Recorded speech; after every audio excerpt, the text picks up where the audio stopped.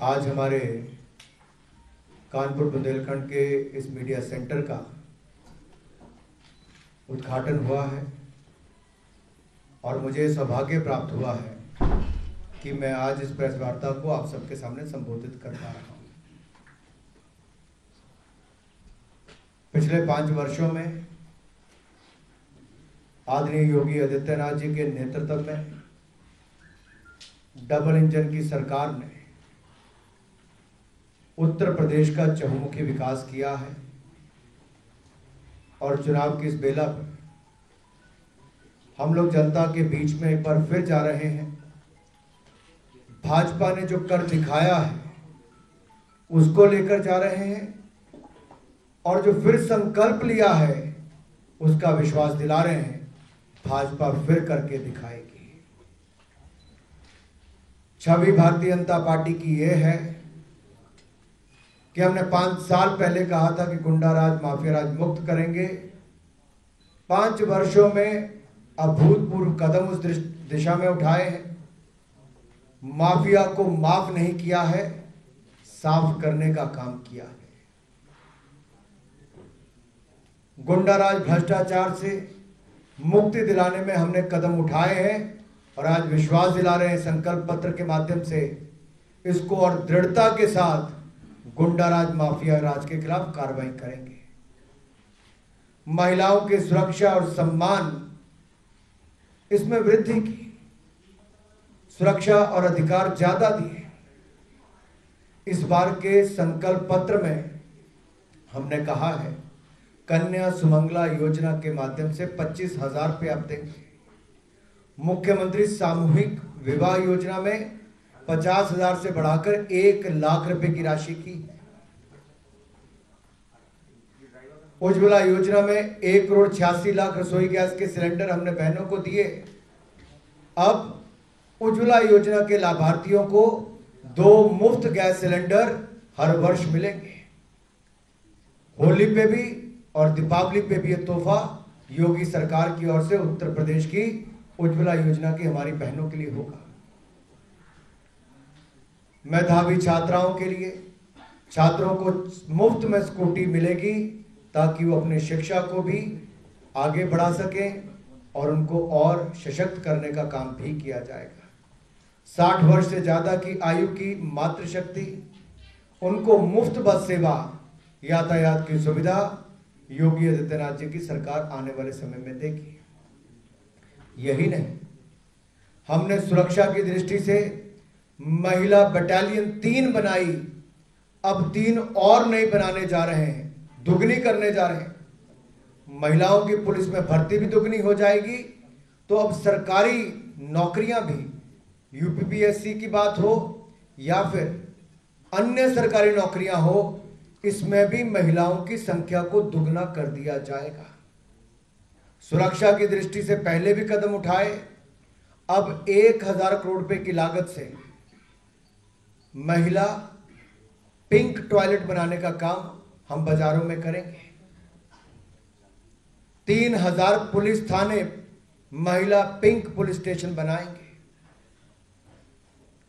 निराश्रित महिलाओं को सपा बसपा के समय 200-300 रुपये पेंशन मिलती थी, हमने 1,500 रुपये करने की घोषणा की है।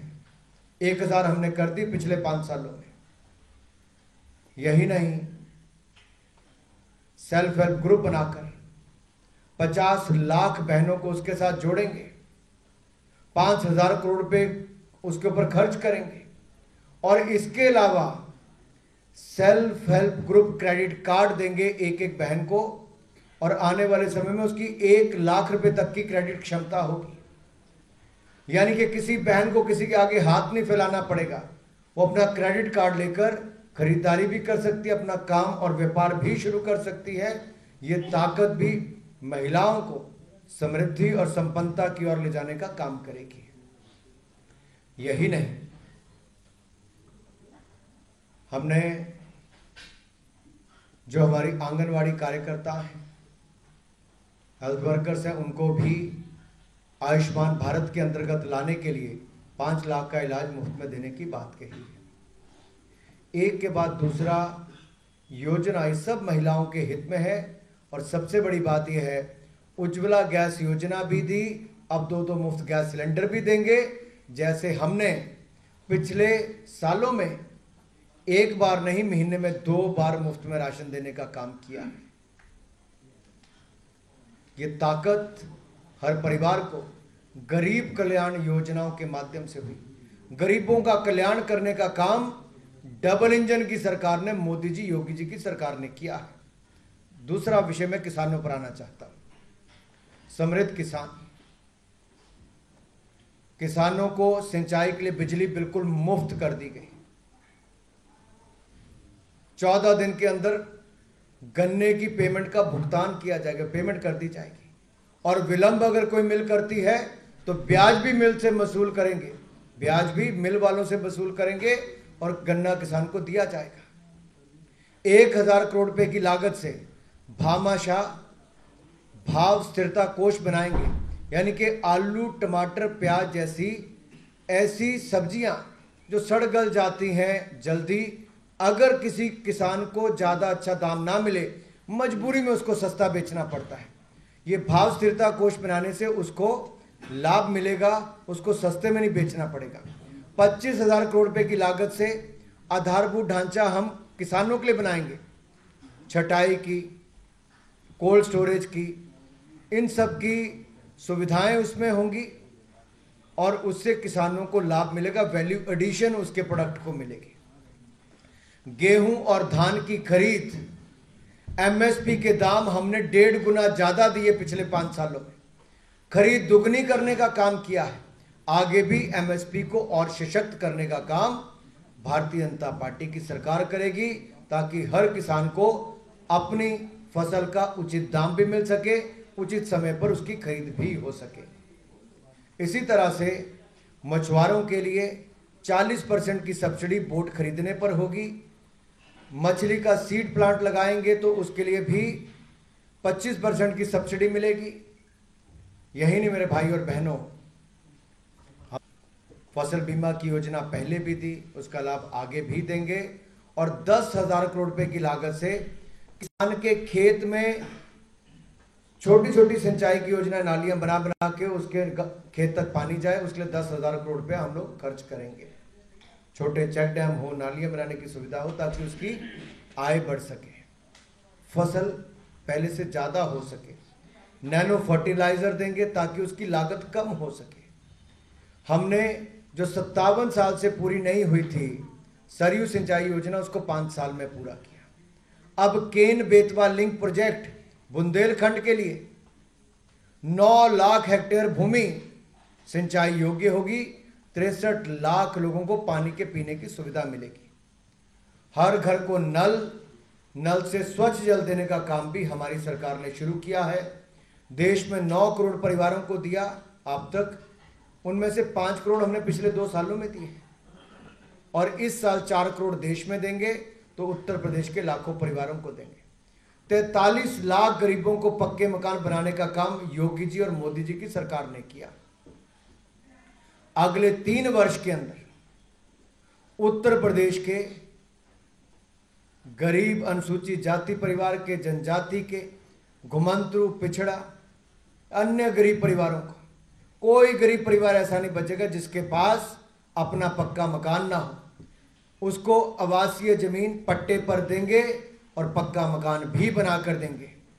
बिजली और पानी का कनेक्शन भी मुफ्त में लगवा कर देंगे। जो गरीब को 70 साल में नहीं मिला, वो मोदी सरकार ने 7 सालों में देने का प्रयास किया है। मित्रों, युवाओं के लिए 2 करोड़ टैबलेट और स्मार्टफोन देने का काम हम करेंगे। हर परिवार से कम एक युवा को रोजगार, स्वरोजगार के अवसर देंगे।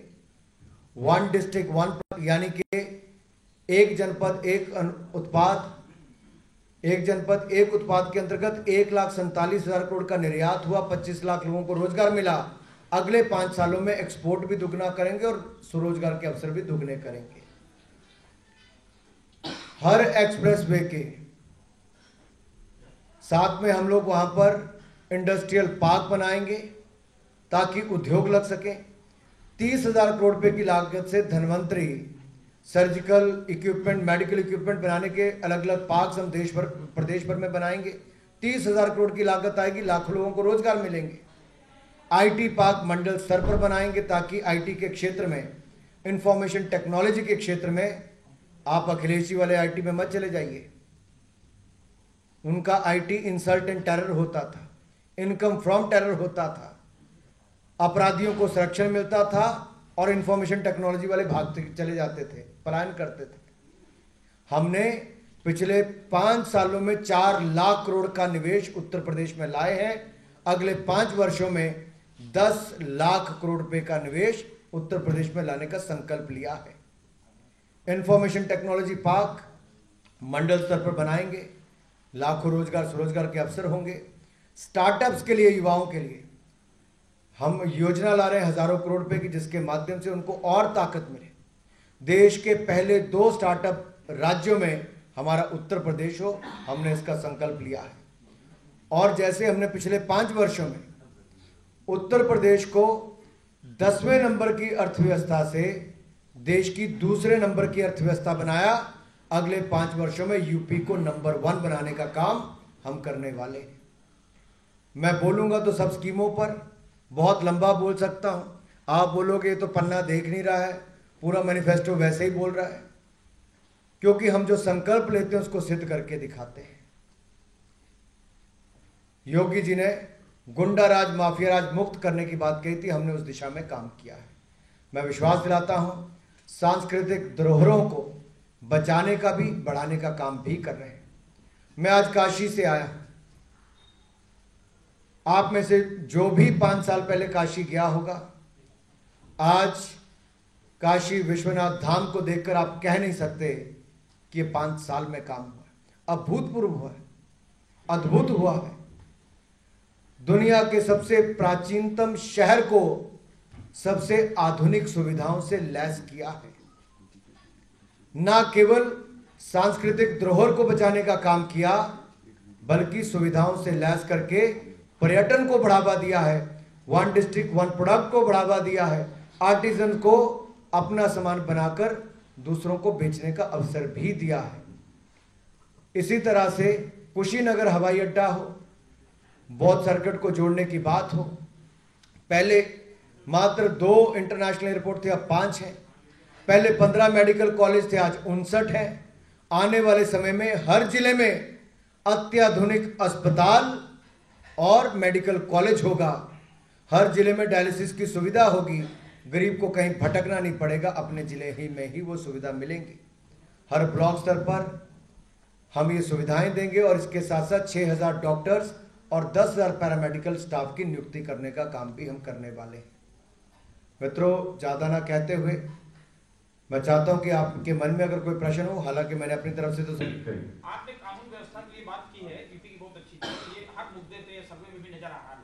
लेकिन जैसे कल अजय मिश्रा के बेटे के ट्रेनिंग की जमानत हुई और आज अजय मिश्रा जी चुनाव प्रचार में उतर गए, लखीमपुर में उन्होंने सभा भी की, तो लगता है कि इससे कुछ योगी सरकार को जो मतलब जो एक आकलन कर रहे थे लोग कि कानून व्यवस्था बहुत सही थी, उसमें उसकी जमानत मिलने से पुलिस की लचर पैरवी अदालत ने मानी, जमानत दिए तो उससे कोई फर्क पड़ेगा? 5 वर्षों में योगी सरकार ने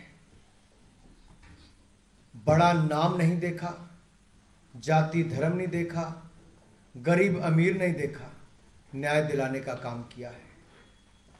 न्याय व्यवस्था को कोर्ट्स ने और सुदृढ़ करने का काम किया है।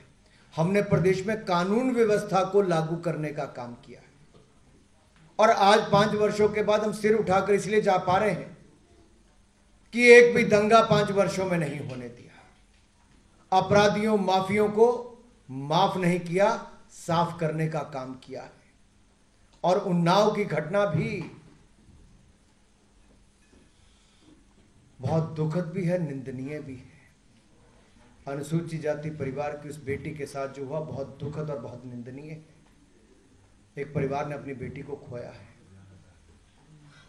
और उस बेटी की मां जब अखिलेश जी के सामने गई गुहार लगाती बेटी की वापसी के लिए, तो उसे क्या पता था कि कुछ दिनों के बाद ये हो जाएगा। लेकिन मैं विश्वास दिलाता हूं, ऐसे लोगों के खिलाफ कड़ी कार्रवाई हमने पहले भी की, सपा की सरकार में अपराध होता था, उनको संरक्षण मिलता था, यहां अपराधियों को गिरफ्तार करके जेल में डाला जाता है और इसके साथ कड़ी से कड़ी कार्रवाई होगी। एक एक करके भाई साहब अगले को सवाल पूछो। वही सवाल है जिस मुद्दे पर हमारे साथी पूछा था आपसे, उन्नाव की घटना को ये बता दे रहे हैं कि उसमें कुलदीप भाई साहब ऐसा है, सुनिए तो एक मिनट सुनिए, हमारे कान को तो सब एक मिनट सुनिए, आप बैठिए, एक एक करके आप सब सवाल पूछ सकते, पूछिए।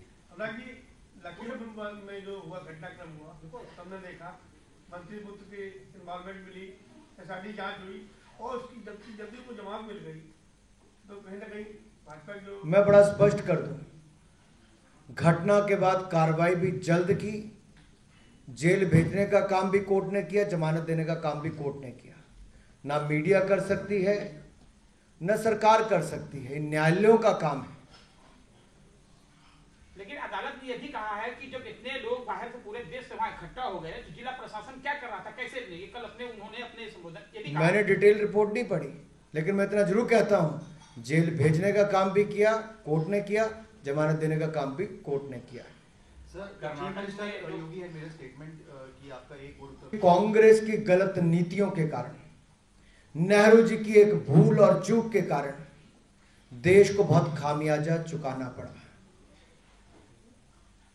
43,000 से ज्यादा सैनिक कर्मियों की और आम जनता की हत्याएं हुई, आतंकवाद के कारण हुई, घुसपैठ के कारण हुई। लेकिन जब से 370-35 से अनुच्छेद 370-35 को वापस किया, कश्मीर को विकास की राह पर भी लेके जा रहे हैं। और आप आंकड़े उठाकर देखिए, जितनी आतंकवादियों की और घुसपैठियों की हत्याएं पिछले 2 सालों में हुई, शायद कभी 2 साल में इतनी नहीं हुई। कांग्रेस की गलत नीतियों के कारण कई क्षेत्रों में देश ने खामियाजा भुगता, चाहे वो पंजाब हो या कश्मीर हो। और केरल में जिस तरह से तुष्टीकरण की राजनीति चलती है और पश्चिम बंगाल में चलती है, कम्युनिस्टों ने तो कभी देश को देश नहीं माना, ये कहा कि बहुत सारे राज्यों का समूह है। हम भारत के लिए जब 62 का युद्ध था तब भी धरातल पर थे, बॉर्डर पर थे, और आज भी भारत को सुरक्षित रखने के लिए भारत की सेना पूरी ताकत के साथ लगी है। सर, बीजेपी विधायक कुलदीप का मामला था तो बहुत से बड़े विपक्ष के नेताओं ने ट्वीट किया था, प्रियंका जी ने भी, इसमें जिस तरह विपक्ष के नेताओं की तरफ कोई वर्जन नहीं आया, कोई उसके लिए नहीं आया, तो उसको क्या मानते हैं? देखिए, जब विपक्ष के लोग, राजस्थान में कोई घटना घटती है, पंजाब में घटती है, कांग्रेस शासित राज्य में घटती है, तो उस पर मूक धारक बन जाते हैं, आंखें बंद कर लेते हैं। उत्तर प्रदेश में सपा या इन दलों से जुड़ने वाले जो लोग हैं, उनके द्वारा ऐसा कोई कांड किया जाता है तो चुप हो जाते हैं। एक अनुसूचित जाति परिवार के बेटी के साथ जो घटा वो दर्दनाक है, निंदनीय है, शर्मनाक है, दुखद है। और सपा अध्यक्ष ने न तब कुछ कहा 7 दिन पहले, न आज कुछ कहा है। उनकी चुप्पी बहुत कुछ कहती है। संरक्षण उस समय भी देते थे, संरक्षण आज भी देते हैं। जब सत्ता में थे तब भी सपा के गुंडइयों को बचाते थे, आज भी उन पर मौन धारण किया हुआ है। कर्नाटक में जो हिजाब विवाद चल रहा है, नुकसान हो सकता है कि थोड़े 20%? आप 2014 के बाद देखिए, विपक्ष मोदी जी की लोकप्रियता को स्वीकार नहीं कर पा रहा और अपनी हार को स्वीकार नहीं कर रहा। 2014 के बाद जितने चुनाव आए, नए नए प्रयोग विपक्ष ने करने का काम किया है। कभी सीए की बात करते हैं, कभी रफेल की बात करते हैं, कभी तीसरा मुद्दा लाते हैं, कभी 370-35 लाते हैं। लेकिन चुनाव खत्म होने के बाद ये मुद्दे गौण हो जाते हैं। ऐसा एक नया प्रयोग अब फिर तुष्टीकरण का किया जा रहा है। लेकिन उत्तर प्रदेश क्या देश की जनता जानती है कि बांटो और राज करो की राजनीति 70 साल तक कौन करता रहा? तुष्टीकरण की राजनीति कौन करता रहा? जाति और धर्म के नाम पर वोट कौन मांगता रहा? इनका सफाया प्रदेश और देश से होता चला गया। और आगे भी लोग सबका साथ, सबका विकास, सबका विश्वास, सबका प्रयास, इस मूल मंत्र के साथ काम करने वाली मोदी जी, योगी जी की सरकार को वापस लाएंगे। क्योंकि गरीब कल्याण के लिए काम किया है तो मोदी जी, योगी जी ने किया है। ये प्रयोग इनके विफल होंगे। स्कूलों में यूनिफॉर्म, कॉलेज में यूनिफॉर्म कोई नया विषय नहीं है। इसको जाति धर्म के साथ जोड़कर नहीं देखना चाहिए। यह अनुशासन की बात है। और मुझे लगता है ये कोर्ट में मामला विचाराधीन है। इससे ज्यादा बोलना उचित नहीं होगा। इस पर जो लोग राजनीति कर रहे हैं वो अपनी राजनीतिक रोटियां ना सेके, बच्चों के भविष्य के साथ खिलवाड़ ना करें। मुस्लिम परिवार की बच्चियां बहुत कम पहले आगे पढ़ने के लिए आती थी, अब ज्यादा आनी शुरू हुई है। तो इस तरह के विषय को लाकर उनको पढ़ाई से महरूम मत कीजिए, उनको पढ़ने दीजिए, अपना भविष्य बनाने दीजिए। ट्रिपल तलाक से निजात दिलाई तो मोदी सरकार ने दिलाई। 18 साल से विवाह की उम्र बढ़ाकर 21 साल की तो नरेंद्र मोदी जी की सरकार ने की है। ये बच्चियों के हित में किया है। बेटी बचाओ बेटी पढ़ाओ का भी जमीन पर, धरातल पर लागू किया तो नरेंद्र मोदी जी की सरकार ने किया है। अमर उजाला से पश्चिमी यूपी में पहला चरण का मतदान हुआ है। इससे पहले जो भाजपा कहती थी या सोचती थी, अब क्या स्टैंड बदला है या कुछ वही है? जितना जीत के आना था वही जीतेंगे। भाजपा जो कहती थी वो करके दिखाती थी। हमने पिछली बार भी कहा था, जब बहुत सारे मित्रों, वो सुनने की मादा तो रखो, एक मिनट रुको, उसी पे ही आ रहा हूं। हमने पिछली बार भी कहा था कि भारतीय जनता पार्टी पश्चिम उत्तर प्रदेश के, पूरे उत्तर प्रदेश में रिकॉर्ड बनाएगी। आप याद करो, पिछली बार भी पहले चरण से पहले प्रश्न चिन्ह खड़े किए जाते थे कि भाजपा को पश्चिम में क्या मिलेगा। पिछली बार भी 58 में से 52 सीटें जीते थे। और आज लिख लीजिए, 10 फरवरी को हुआ मतदान, 10 मार्च को जब मतपेटियां खुलेगी, ईवीएम से रिजल्ट निकलेगा तो कमल कमल कमल, केवल कमल ही खिलता नजर आएगा। पहले से ज्यादा सीटें भारतीय जनता पार्टी वहां पर जीतेगी, क्योंकि पश्चिम उत्तर प्रदेश को दंगा मुक्त किया है। मुजफ्फरनगर से मऊ तक दंगों से मुक्ति दिलाई है। किसानों की आय को बढ़ाने का काम किया है। पलायन करने वाले को घर पे वापस बसाने का काम किया है। महिलाओं को सम्मान और सुरक्षा का अधिकार दिया है और आगे भी देने का वायदा किया है। 2017 में मोदी की लहर था, इस बार क्या आप मानते हैं कि मोदी लहर है या योगी लहर है? 2017 में हो, 2019 में हो, उत्तर प्रदेश की जनता और देश की जनता ने ट्रिपल सेंचुरी लगाने का काम किया है, 300 पार करने का काम किया है। फिर एक बार 300 पार करेंगे, उत्तर प्रदेश की जनता के आशीर्वाद के साथ करेंगे। अनुराग जी, वो लगती है जितने बार विधायक होता है उसकी पेंशन बढ़ जाती है। जो व्यक्ति 40 साल नौकरी कर रहा है और रिटायरमेंट हो गया, उसकी पेंशन रोक लगा दी, पुरानी पेंशन। क्या इसकी गवर्नमेंट नहीं सोचा कि बहाली की? 2004 का जो निर्णय है, उसके बाद उत्तर प्रदेश में बहुत सारी सरकारें आई और गई, सपा भी आई, बसपा भी आई। अब चुनाव के समय केवल घोषणाएं करनी बहुत आसान है।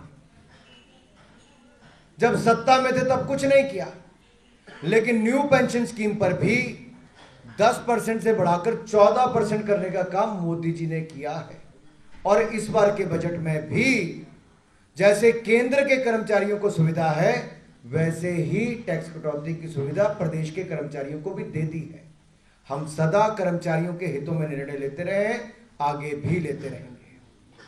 जब तीसरे फेज में आ गए हैं, अब क्योंकि सपा मुखिया का इलाका भी बढ़ता है, जहाँ पे अब यहाँ के प्रभारी भी हैं, तो लगता है कि इस वोट में जो इनकी पूरी जो सल्तनत बनी हुई थी, उससे बीजेपी पिछली बार की तरह इस बार भी कुछ प्रभाव डाल पाएगी?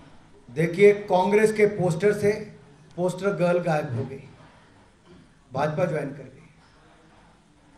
कहीं से बेटी तो कहीं से बहू भारतीय जनता पार्टी में शामिल हो गई। बहू बेटियां भी सुरक्षित भाजपा शासनकाल में और भाजपा में महसूस करती हैं। और जब समाजवादी पार्टी के नेता अपना घोषणा पत्र लेकर गए तो ना परिवार के लोग साथ थे, ना पार्टी के लोग साथ थे। एक मीडिया के मित्र ने इस बात को लिखा नहीं। मैं आज भरे मीडिया के सामने कह रहा हूं।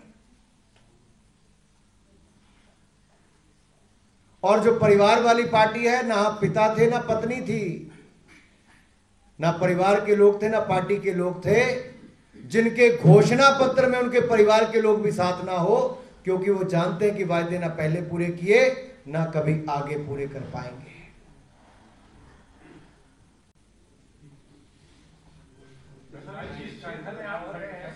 अखिलेश जी के खिलाफ एसपी सिंह बघेल जी कंटेस्ट कर रहे हैं, तो आप या बीजेपी का कोई और बड़ा लीडर वहां पर कैंपेन करने कोई पर्टिकुलर चीज में क्या जाएगा या कोई प्लान है? एसपी सिंह बघेल जी बहुत कद्दावर नेता है, जमीनी नेता है। अपने लोकसभा क्षेत्र के एक एक गांव को उंगलियों पर गिना सकते हैं। अखिलेश यादव जी शायद 10 भी ना गिना पाए। और जनता जमीनी नेता से प्यार करती है जो उनके दुख सुख का साथी रहता है। आपदा के समय अखिलेश जी गायब थे, अब उत्तर प्रदेश उनको यहां से भी गायब कर देगा। जब वैक्सीन लाए थे तो कहा भाजपा की वैक्सीन है, उनको लगता था शायद उत्तर प्रदेश की जनता स्वीकार नहीं करेगी। 27 करोड़ वैक्सीन उत्तर प्रदेश में लगी है, उत्तर प्रदेश की जनता ने स्वीकार किया है। करहल से भी समाजवादी पार्टी की विदाई होगी। जो सफाई वाले थे उनकी सपाओं की सफाई होगी।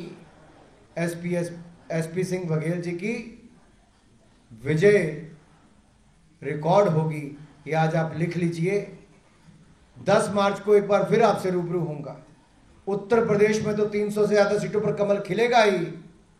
अखिलेश जी की भी बड़ी हार वहां पर होगी। बहिणाबाईंची जात्यावरची ओवी म्हणजे